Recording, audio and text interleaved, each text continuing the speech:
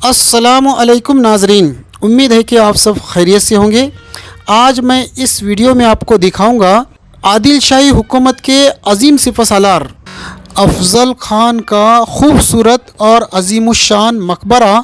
आपको तो पता ही होगा कि अफज़ल ख़ान के साथ जंग के दौरान 1659 में प्रतापगढ़ के ऊपर इनकी शहादत हुई है और इनकी मज़ार भी वहीं है। मगर उन्होंने अपनी ज़िंदगी में ही बीजापुर के अंदर अपने लिए एक अजीमुशान और ख़ूबसूरत मकबरा बना के रखा था कि जब वो इंतकाल कर जाए तो उनको वहाँ दफनाया जाए। मगर किस्मत का खेल कि उनका इंतकाल, उनकी शहादत प्रतापगढ़ पे हुई और वहाँ से उनकी लाश को यहाँ नहीं लाया जा सका, जिसकी वजह से आज उनका ये अजीमुशान और ख़ूबसूरत मकबरा खाली पड़ा है।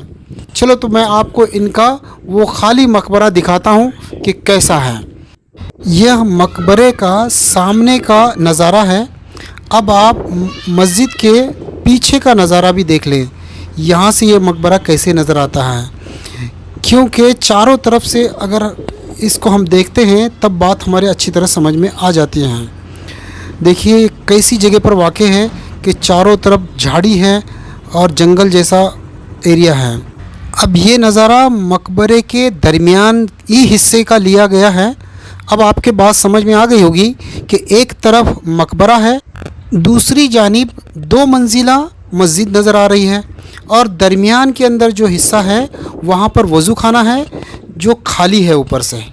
अब हम दूर से ज़रा जूम करके देख लें तो अच्छी तरह समझ में आ जाएगा कि ये किस तरीके से बना है। माशाअल्लाह बेहतरीन डिज़ाइन और ख़ूबसूरत कारीगरी इसमें हुई है। वीडियो के आखिर में हम अफज़ल ख़ान की उस गलती पर तबसरा करेंगे जिसकी वजह से उनको अपनी जान गंवाना पड़ी थी। अफज़ल ख़ान की उस गलती में हमारे लिए बहुत सारी सबक आमोज़ बातें हैं। चलो तो अब हम यहाँ से मकबरे के अंदर जाते हैं। रास्ता ज़रा ख़राब है तो देखकर इंशाअल्लाह चलना। ये है असल में इसका सामने का दरवाज़ा। अब यहाँ से हम अंदर जाएंगे। देखिए यहाँ से ये एरिया कैसे नज़र आता है। ये है ऊपर का हिस्सा जिसको ज़रा जूम करके देख लेते हैं।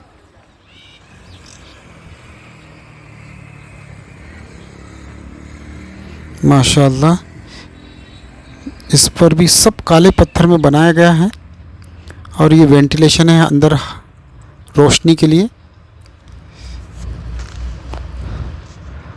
अब यहाँ से वो जो नीला दरवाज़ा नज़र आ रहा है उसके अंदर से हम मकबरे में दाखिल होंगे और इसी के सीधा सामने मस्जिद का दरवाज़ा भी नज़र आ रहा है। अगर मस्जिद को जाना हो तो यहाँ से भी जा सकते हैं और यहाँ से भी इस मज़ार में से भी सीधा जा सकते हैं मस्जिद को, और इसी तरह इस तरफ से भी मस्जिद को जा सकते हैं तीनों तरफ से, क्योंकि सामने जो नज़र आ रही है वो मस्जिद का ही दरवाज़ा है जो छोटा नज़र आ रहा है। चलो तो अब हम इस मकबरे में दाखिल होंगे। अस्सलामु अलैकुम या अहलल कुबूर। जब भी हम कब्रस्तान जाएं तो ये छोटी सी दुआ पढ़ लिया करें। इस मकबरे के अंदर कब्र किस तरह से डिज़ाइन की गई है कि दरमियान में अफज़ल ख़ान की जगह है, दोनों तरफ 2 कब्रें बन चुकी हैं और नीचे भी 2 कब्रें हैं, यानी अफज़ल ख़ान के चारों तरफ 4 कब्रें हैं। अब आप ज़रा इंसान की बेबसी और बेकसी देखिए कि इतना आलीशान मकबरा और इतनी अच्छी प्लानिंग के बावजूद भी हमने बड़ों से सुना है कि मौत की जगह भी तय होती है और मौत का वक्त भी तय होता है, और वही इनके साथ भी हुआ है कि इन्होंने कितने साल पहले ये मकबरा बनाया था, मगर इनके मुकद्दर में ये आलीशान मकबरा नहीं था, इसीलिए इनका जो मकबरा बना है वो प्रतापगढ़ पे बना है। यानी इंसान के बस में नहीं है कि वो कब मरेगा, कहाँ मरेगा और कहाँ दफन होगा, ये किसी को पता नहीं है, ये अल्लाह ही जानता है। बाकी हमको अच्छे अमाल की कोशिश करते रहना चाहिए, मगर इखलास के साथ। अब देखिए नीचे की 2 कब्रें भी खाली है, उस पर नए पत्थर लगाए हैं। अभी अफजल खान के कब्र का पैर का हिस्सा है और ये जो फूल बना हुआ ऊपर, ये सर का हिस्सा है। यानी इस तरीके से कब्र बनने वाली थी। और ये दरमियान के अंदर जो पत्थर लगा है, ये पता नहीं किस लिए लगा है, या आज के ज़माने में लगा होगा। अब देखिए इस मकबरे के ऊपर ये जो गुंबद है, इस पर डिज़ाइन कैसी बनाई है, माशाअल्लाह बहुत बेहतरीन डिज़ाइन है। ज़रा जूम करके देख लेते हैं। अच्छा, और ये किनारों पर भी डिज़ाइन है। और ये नीचे क्या लिखा हुआ है, अल्लाह तो पढ़ने में आ रहा है, शायद नीचे मोहम्मद भी लिखा हुआ है। अब देखिए यहाँ से नीचे बिल्कुल सामने मस्जिद है, वहाँ जाकर हम मस्जिद भी पूरी देखेंगे। लेकिन पहले इस मकबरे का नीचे का पूरा राउंड देखते हैं। ये देखिए कोने के अंदर सोफे की तरह बैठने की जगह है, और इस कोने में भी है। अगर कोई दरूद शरीफ पढ़ना चाहे, कुछ ज़िक्र करना चाहे तो यहाँ पर भी है। ये दरवाज़ा है और यहाँ पर भी बैठने की जगह है। और ऊपर ये वेंटिलेशन भी है खिड़की कि वहाँ से रोशनी और हवा भी आती रहे। यानी निज़ाम बहुत बेहतरीन बनाया गया था इस मकबरे का। मगर अफसोस मुक़द्दर तो है ही।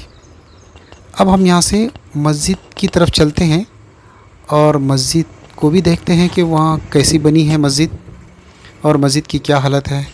ये वज़ू खाना है, यहाँ बैठकर शायद वज़ू किया करते थे। अक्सर यहाँ पर भी कुछ कब्रों की जगह खाली है। अक्सर बीजापुर की जो शाही मस्जिद है, उनके सामने ऐसा हौज बना हुआ है। यहाँ पर रिनोवेशन का कुछ काम चल रहा है, इसलिए टैंकर खड़ा है। ये है मकबरा। यहाँ से आए थे हम दरवाज़े से सीधा, अब यहाँ पर आए हैं और यहाँ से सीधा आगे मस्जिद का दरवाज़ा नज़र आएगा। ये देखिए आ गया मस्जिद का दरवाज़ा। अब हम मस्जिद की तरफ चलेंगे और मस्जिद को देखेंगे कि किस हाल में है ये मस्जिद। ज़रा जूम करके देख लेते हैं। ताला लगा हुआ है। इतनी सुनसान जगह पर कौन आएगा नमाज़ पढ़ने के लिए। कभी कभार आते होंगे तो बोल नहीं सकते। ऊपर का हिस्सा खुला है ये, ताकि बारिश का पानी यहाँ जमा हो। कुछ ऐसा निज़ाम होगा कि यहाँ पानी जमा होता होगा किसी ज़रिए से। लेकिन बीजापुर के अक्सर शाही मस्जिदों के सामने ऐसा ही वज़ू का हौज नज़र आएगा आपको। चलो तो हम इधर किनारे से चलते हैं अब, और चलकर मस्जिद की तरफ जाकर मस्जिद को भी देखते हैं। बहुत ही तंग गली है और बहुत ही छोटा रास्ता रखा है इन्होंने मस्जिद के दरवाज़े तक जाने का। देखिए ये हौज और दरवाज़े के दरमियान में 2 या 2.5 फुट लगता है कि ये इतना ही रास्ता है जाने के लिए।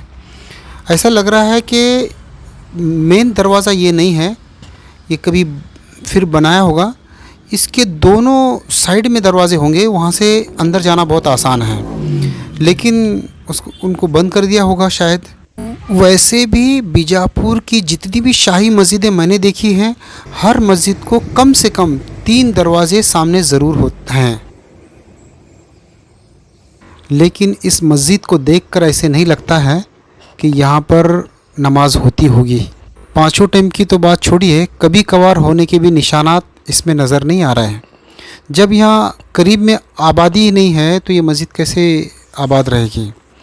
लेकिन अल्लाह की ज़ात से कोई नाउम्मीद नहीं है कि अल्लाह चाहेगा तो एक ना एक दिन ज़रूर इस घर को भी आबाद कर देगा। वैसे मैं जब से यहाँ पर आया हूँ तब से तलाश कर रहा हूँ कि ऊपर जो 2 मंजिला मस्जिद है तो ऊपर जाने का रास्ता कहाँ से है, लेकिन मुझे कहीं से भी रास्ता मिला नहीं है। चलो इस तरफ देखते हैं कि यहाँ कहीं रास्ता हो, क्योंकि हम बैक साइड आए ही नहीं। यहाँ तो रिनोवेशन का काम हो रहा है। यहाँ की हुकूमत बहुत अच्छी है, जो ऐसी वीरान पड़ी हुई इमारतों का बड़ा ख्याल रखती है कि इसका मरम्मत हो रही है। माशाअल्लाह, अल्लाह इनको भी जज़ाए खैर अता फ़रमाए। सब तरफ ढूंढ लिए मगर कहीं पर भी ऊपर जाने का रास्ता मिला ही नहीं। चलो तो अब हम यहाँ से बाहर चलते हैं। अब हम बात करेंगे अफ़ज़ल ख़ान की उस बड़ी गलती की जिसकी वजह से उनको अपनी जान से हाथ धोना पड़ा था। तो अगर उनकी इस गलती को मुख्तसर अंदाज में और 2 लफ्ज़ में अगर कहने की नौबत आ जाए तो वो 2 लफ्ज़ ये बनते हैं कि अफ़ज़ल ख़ान ओवर कॉन्फिडेंस में थे। शिवाजी महाराज को उन्होंने बहुत हल्के में ले लिया था और ये गुमान कर लिया था कि दुश्मन हमारा कुछ भी बिगाड़ नहीं सकता। बस यही उनकी बहुत बड़ी भूल रही। एक कहावत आपने सुनी होगी कि दुश्मन चाहे दिखने में कितना ही कमज़ोर क्यों ना हो और मामूली नज़र आता हो, मगर कभी भी दुश्मन को कमज़ोर नहीं समझना चाहिए। लेकिन शिवाजी महाराज ने अपनी हिफाजती इंतज़ाम में ज़रा भी कमी नहीं रखी है और बहुत चौकन्ना रहकर काम किया है कि प्रतापगढ़ जैसी जगह पर अफ़ज़ल ख़ान को मिलने के लिए बुलाया है। ये जगह ज़रा आप देखिए, चारों तरफ से पहाड़ों और जंगलात में घिरी हुई है। उनको पता था कि यहाँ पर ज़्यादा सामान जंग का नहीं लाया जा सकता। ये उनकी एक हिकमत थी। सब में बड़ी बात कि शिवाजी महाराज की फ़ौज को ऐसे जंगलात और पहाड़ों में छुपकर लड़ने का बहुत लंबे अरसे का तजुर्बा भी था। अफ़ज़ल ख़ान की फ़ौज मैदानी इलाकों में लड़ने की ज़्यादा माहिर थी। ये भी शिवाजी महाराज अच्छी तरह जानते थे। और जब शिवाजी महाराज अफ़ज़ल ख़ान को मिलने के लिए उनके शामियाने में गए हैं तो अपनी हिफाजत का पूरा इंतज़ाम करके गए हैं। जैसे उन्होंने अपने एक हाथ में हथियार छुपा रखा था और दूसरे हाथ में छोटा हथियार जो बाघ नख वाला वो भी छुपा रखा था, और इसी तरीके से जिरा लोहे की पहनी हुई थी और सर में खोद यानी लोहे का टोपी पहनी हुई थी। लेकिन अफ़ज़ल ख़ान को ज़रा मुआयना करिए कि ना ही उन्होंने जिरा पहनी थी और ना ही सर में कोई खोद पहना था। अपने सुरक्षा का कोई ख़ास इंतज़ाम अफ़ज़ल ख़ान नहीं कर सके। लेकिन शिवाजी महाराज ने अफ़ज़ल ख़ान के इसी ओवर कॉन्फिडेंस का फ़ायदा उठाते हुए अपनी मुट्ठी भर फ़ौज और मामूली हथियारों से अफ़ज़ल ख़ान का काम तमाम कर दिया। इस वाक़े से ये बात हमको सीखनी है कि कभी भी दुश्मन को हल्के में ना ले। वीडियो बनाने का असल मकसद तो यही है कि हम अपने पिछले लोगों की गलतियों से सबक लेते हुए मौजूदा हाल को ठीक करने की कोशिश करें। इंशाअल्लाह इससे हमारा आगे आने वाला मुस्तकबिल अच्छा ही होगा। अगर ये वीडियो आपको अच्छी लगी है और ऐसी वीडियो आप बार बार देखना चाहते हैं तो इस चैनल को सब्सक्राइब करें, वीडियो को लाइक करें। चलो तो मिलते हैं ऐसी किसी और वीडियो के साथ। अल्लाह हाफिज़।